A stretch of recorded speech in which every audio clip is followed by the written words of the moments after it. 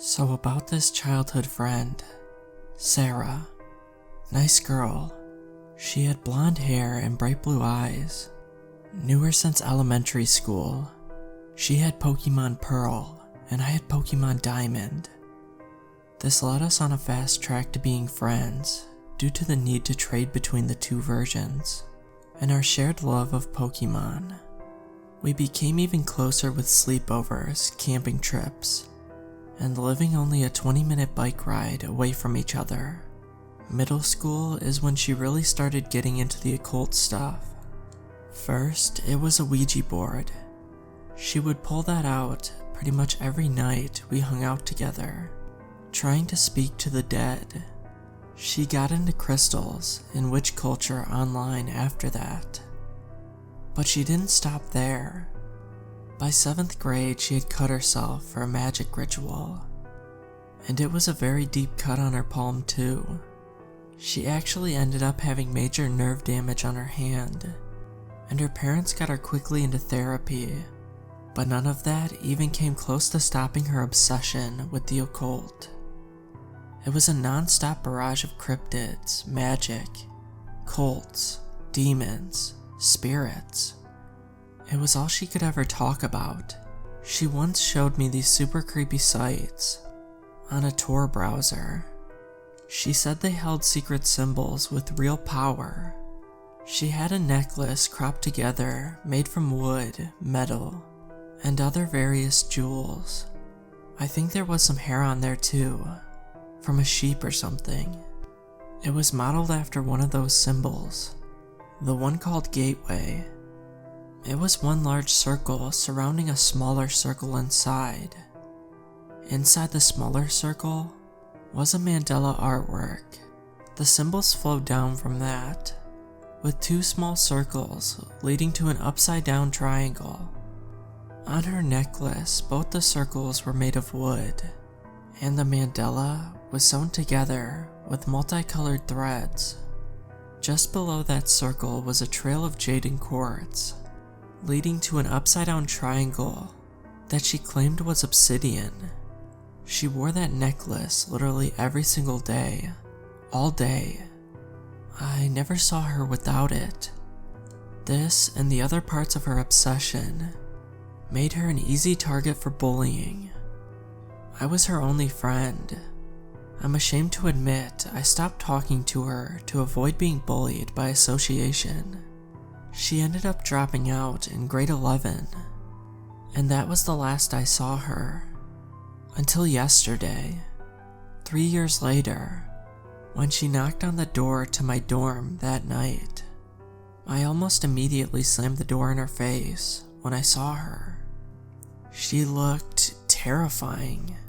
She was completely bald, and her skin was pallid and gray. She smelled like rotten eggs, and wore clothes that could generously be described as old rags. She had an awful fresh looking burn on her face, and her eyes were clouded over. The only reason I recognized her was that she was still wearing that same necklace. After a moment of gawking, I managed to regain my composure and ask, "Sarah? Is that you?" "Hey," she said. "Long time no see." Probably rudely, I asked, "What happened to you?"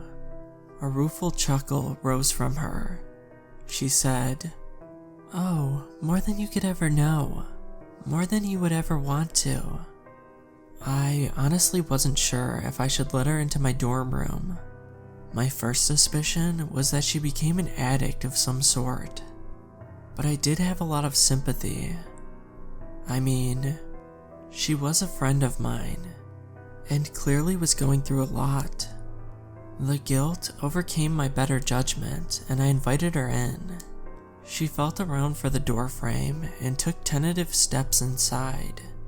She walked towards my living room, keeping her hand on the wall the entire time. Watching her walk in my dorm, another question came into my mind. How did you find me anyway? She smiled wearily and said, That wasn't hard at all. Facebook. I laughed nervously. Oh, of course. I also thought to myself that I need to get my location off of the internet as soon as possible. Regardless, I helped her find a seat on my couch and sat across from her in my recliner. I tried to be a good host and asked her if she needed anything to drink. She declined. We sat in awkward silence for a moment before Sarah broke the ice. So, what have you been up to lately? I said bluntly, not much, just trying to get through college. I swallowed a bit before asking, what about you?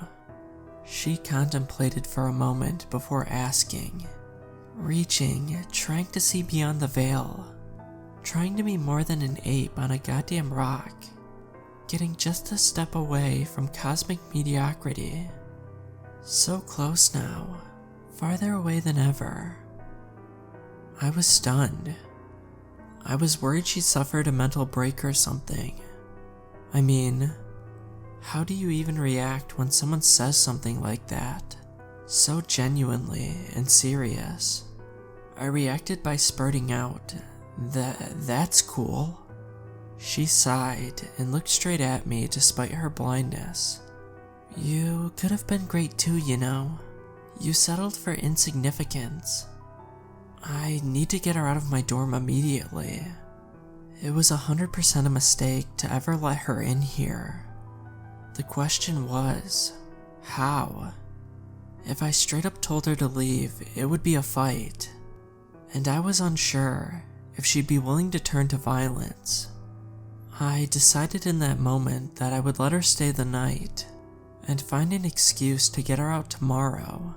Hopefully she would leave of her own accord sooner though. I brushed off her comment with a laugh and asked if she wanted to watch TV. I did cringe when I said watch, but she didn't seem to mind. I have Apple TV, but none of my channels would load. I checked my phone and it also wouldn't connect to anything. My internet was out, just my luck. When in doubt, stress eat. I decided to make some ramen. I asked Sarah if she wanted any, but she declined. I sat across from her and ate my ramen, silently hoping this encounter would end. I tensed up as she began to speak. So, can I ask for something from you? My thoughts immediately go to money. She wants what little savings I have, and there's a distinct possibility she'll get violent if I say no. She continued to speak. Can I crash on your couch tonight? I suppressed my sigh of relief that was all she wanted. I could accommodate that. I replied, sure, I'll be hitting the hay soon, honestly. Sarah said, oh, I wouldn't do that if I were you. Alarm bells immediately started ringing in my head, and I spat out angrily. What the hell do you mean by that? She snarked back.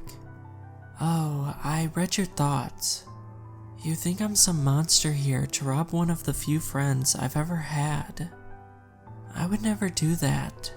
It's not me you have to worry about. What do you mean it's not you? Sarah, is somebody after you? Should I call the cops? I wish it was just someone who was after me, she said, a hint of sadness in her voice. She continued on. I know you don't believe in any of this stuff, but I went too far. I tried to see what no one is ever meant to. I tried to know the unknown. This burn, this stealing of my eyesight, it was punishment. This shocked me, and I asked passionately, who did this to you? She angrily replied, it's not a who, it's that damn... She stopped herself from speaking. I could see blood start leaking from her nose. She muttered to herself, you can't do it yet. You can't do it yet. You can't do it yet. You can't do it yet. My worry had reached a new level. Was some gangster or dealer gonna break into my dorm to kill her? And maybe me, simply because I'm here. I took a deep breath and tried to dismiss those fears, and some of the more improbable ones I had. Sarah and I sat in silence for what felt like forever. I checked my phone a few times. The internet was still out. I decided I'd just go to sleep and hope for the best. Just as I was about to get up, the power flickers off. Sarah gasped and said, "Damn, it's coming. Stay beside me, please." I was shuddered in fear, and all I could do was nod. Mystical or not, there was potentially real danger. I decided to go and dial 911. My phone rang and eventually connected to the police department. I sighed in relief and spoke. "Oh, thank you, Lord. I'm in my dorm, 115 at..." I was cut off by the most horrid sound I've ever heard. It sounded like nails on a chalkboard, and a factory amplified right next to my ears. And that sound started to form words. Sarah Warren, Sarah Warren, Sarah Warren, Sarah Warren. It went on like that until Sarah took my phone out of my hands and shut it off. I was full on panicking and grabbed her, yelling, "What the hell was that? What was that?" She was tense and said nothing to me. She stood there in the dark for about a minute. The only sound was both of us breathing heavily. With a massive bang, the door to the dorm flew off its hinges and into the hall. The ground beneath my feet was shaking with tremendous force, and I could hear my TV fall off of its stand. My hair and clothes blew back like I was in a wind tunnel, but so much more intense. I could feel an electric charge surround me, and all my hair stood up on end. The dark was illuminated by a bright iridescent light. A thing floated into my room. It looked like a rainbow Mobius strip, mixed with the tesseract infinitely collapsing in on itself and reforming. I could feel a vice grip of hands on me. Sarah grabbed me and held me in front of her. She yelled out, "Please take her instead, an ignorant soul." The thing responded with a voice deeper than thunder, that echoed more than a cave. "I care not for your appeasement, you power seeker. You know too much for your station. You will pay the cost for your knowledge." Sarah's grip on me loosened, and the thing dragged her towards it. She screamed and begged for help, but her body was dragged into it. I could see her shape and body distort in an inhuman way as she let out a last shriek of incredible pain. Then, the thing simply vanished. The ground stopped shaking and everything became calm. The police came 30 minutes later. Apparently the whole dorm building felt the earth shaking. They said it was a burst pipe in the boiler room. In addition to the police, there were men in black suits. They said they wanted to speak to me tomorrow. I don't know who they are, but I think they know what I saw.